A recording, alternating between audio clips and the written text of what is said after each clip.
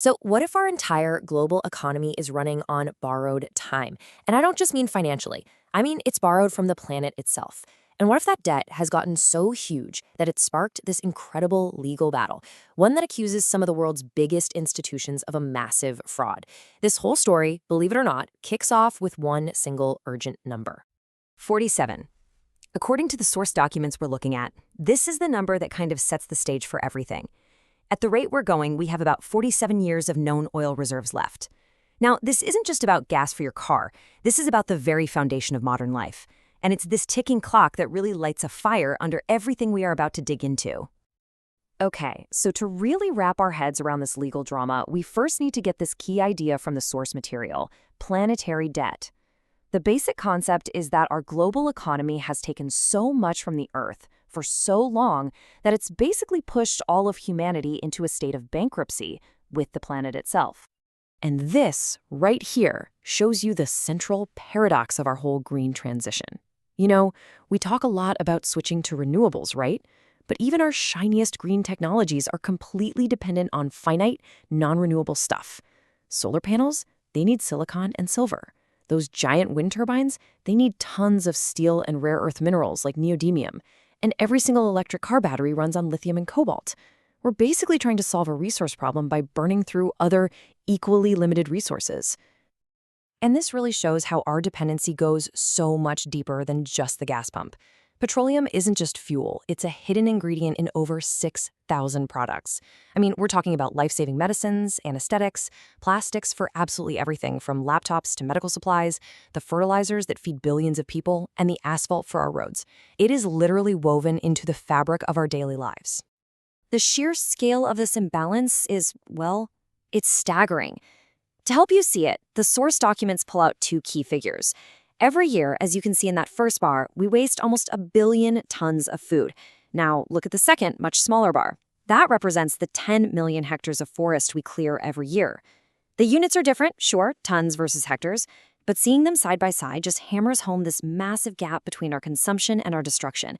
This isn't just waste, it's like we're hitting the accelerator on our planetary debt. This quote from the source material just says it all, doesn't it? It frames our resource crisis not just as some environmental issue, but as a kind of collective insolvency. And when a system is that fundamentally broken, what happens next? Well, for the authors of these documents, the answer is a legal reckoning. So this feeling of being in planetary bankruptcy led directly to the legal fight we're about to get into. This isn't a protest march, it's a formal lawsuit. And it's arguing that the failure of these global institutions to actually do something is, in itself, a massive legal violation. The whole thing was started by a group of individuals, led by a man named Andres Alberto Buitrago Alzate. And they're not just suing one company. No, they are targeting the entire system of governance. We're talking the United Nations, the Colombian state, and others, for what they claim is a catastrophic failure to protect us and the planet. The case really stands on three connected pillars: a violation of human rights, a breach of public duty by officials, and then the real bombshell claim: fraud on a global scale, or estafa. What's so wild about their strategy is how it ties all three of these together, and it all starts with a human right you've probably never even heard of. Okay, this right here is the intellectual heart of the entire case. The whole argument hinges on one specific human right and how it connects to the legal definition of fraud. It's a fascinating and pretty clever link that turns this from a simple environmental complaint into a serious criminal accusation. It all comes down to this: Article 27 of the Universal Declaration of Human Rights. We hear a lot about rights like free speech or the right to a fair trial, but this one guarantees everyone the right to share in scientific advancement and its benefits. The lawsuit's whole argument is that this isn't just some nice idea on paper, it's a real, enforceable right that has been violated on a colossal scale. To make this abstract right feel more real, the documents use this really powerful metaphor. Imagine a town that's split in half by a river. The government is supposed to build a bridge so people can connect and prosper. Well, the lawsuit argues that when governments and institutions fail to give citizens the scientific and technological tools to solve problems, it's exactly like refusing to build that bridge. They are deliberately keeping people cut off from progress. And here's the second metaphor they use. The right to science also means that new ideas, new hypotheses, have to be evaluated. So when institutions just systematically ignore scientific proposals that could solve the resource crisis without even looking at them, it's like giving a scientist a world-changing idea, but then lucking them out of the lab. It makes the entire process of scientific progress impossible and not violates the very spirit of Article 27. So how does a human rights violation become fraud? It connects through the legal definition of estafa, or fraud. Now, listen closely to the wording here. It's about getting some kind of profit by keeping someone in a state of error through deceitful means. The lawsuit's big claim is that this state of error is exactly what's happening to all of us, the global public. And this is where it all clicks into place. The lawsuit argues that by ignoring real scientific solutions to resource scarcity, these institutions are violating our right to participate in science under Article 27. This act of ignoring solutions intentionally keeps the public in a state of error. We're kept in the dark about potential fixes and just how bad the crisis is.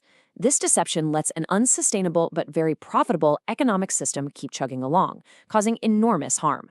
And according to this lawsuit, that isn't just negligence. That is the literal definition of fraud.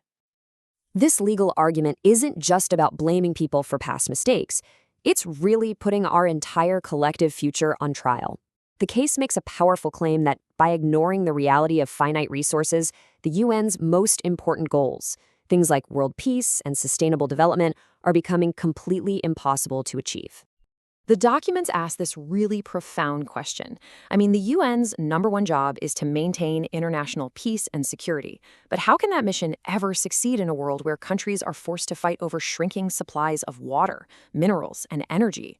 The lawsuit suggests that real, lasting peace is a fantasy if we don't first deal with the root cause of future wars, resource scarcity. Which brings us to the famous Sustainable Development Goals, the SDGs.